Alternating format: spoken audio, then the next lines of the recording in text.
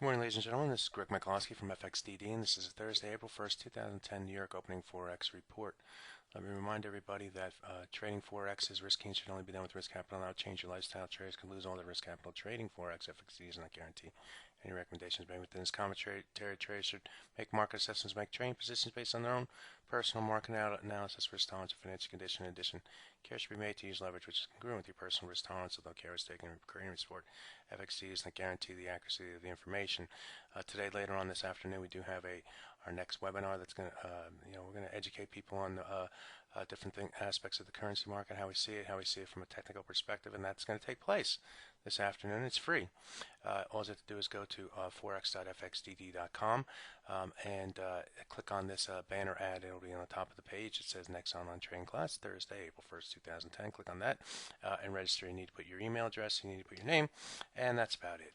We don't harass you. And if you ever want to get on our mailing list, just send me an email at greg@fxdd.com and I'll help you take care of that. I'll put you on our email list and get all these discussions about the market.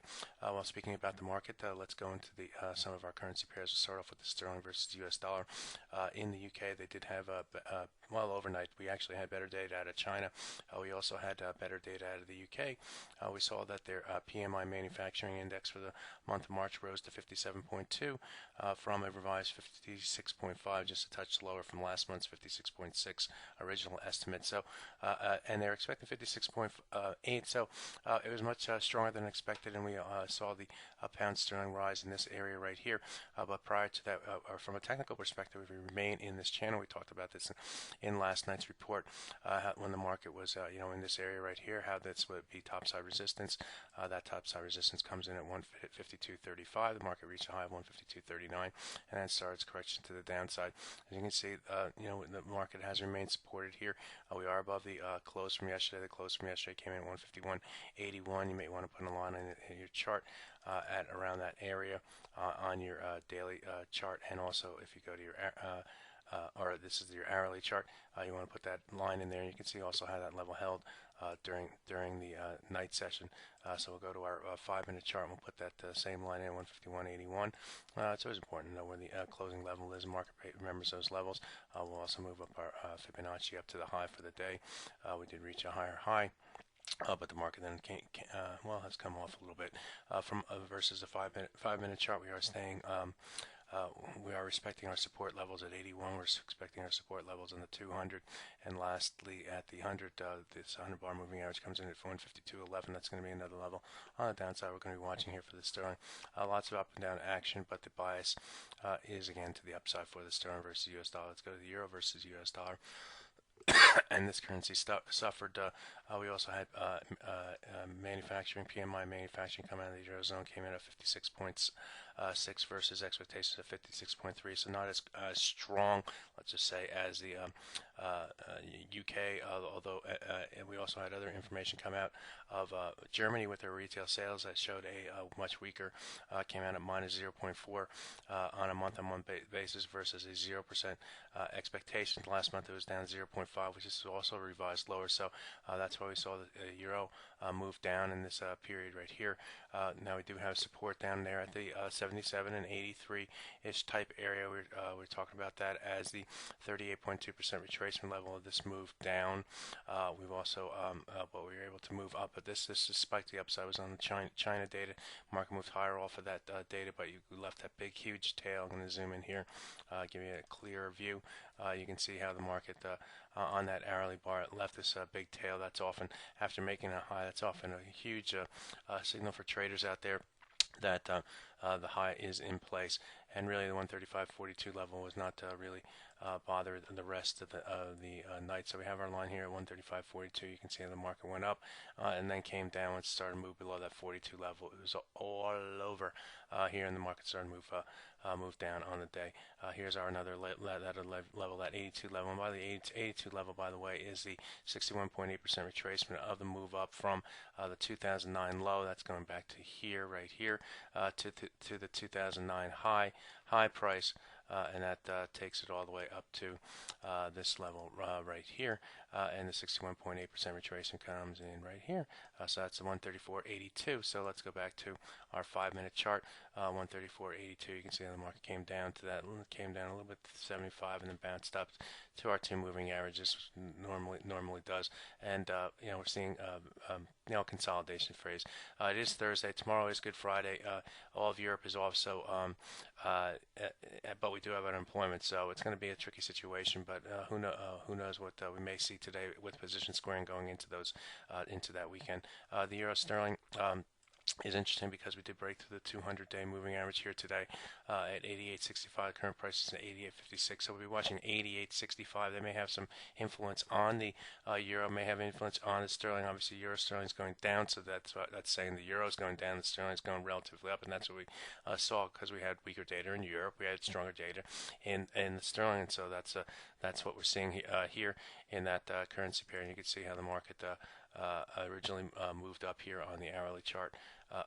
Or moved up yesterday and then came, it's been on a trend day to the downside here today, and you can see that in our 5-minute chart. Most of the time in a trend day to the downside, the market will respect the 100-bar moving average or to the upside. Any sort of trend day, the market likes to respect the 100-bar moving average. So if you get the steam rolling, sometimes the market, here the high was 89.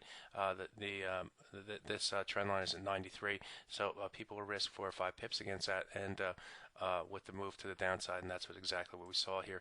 The dollar Swiss made new lows, not necessarily against the Swiss made new highs, not necessarily against the dollar. They had stronger data out of Switzerland as well, and we saw the Euro Swiss, which really the key currency for that country, make new lows here. This is all-time lows against the euro, trading down at 141.95. Haven't seen any central bank intervention going to the hourly chart.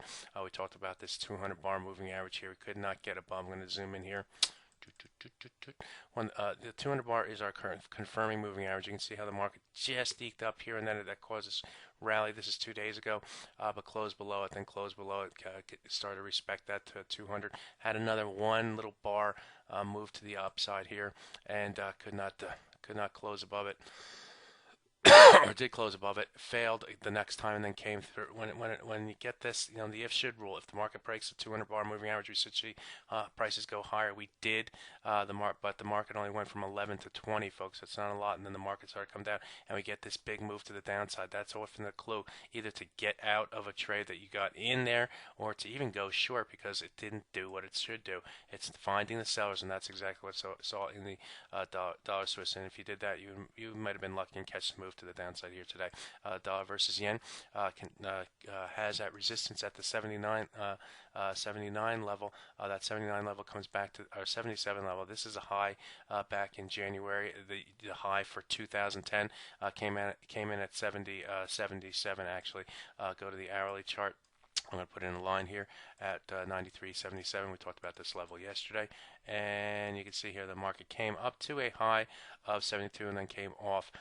Taking a look at the 5-minute chart, lots of movements. What we saw here was 93.12 was another important level on the downside. Broke through that, and then we moved higher.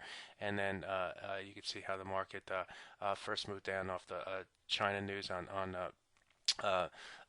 stronger yen. Stronger China led to the stronger yen, but then it started to rebound here, moved up to this at that 77 level, toward that 77 level. Put a line in on this chart, 77, folks. Okay, that's going to be a key level. I was going to remind you that there's resistance up there, and then the market started to come down. Right now, we're right at the 100 and 200 bar moving average. So we'll see how all that pans out.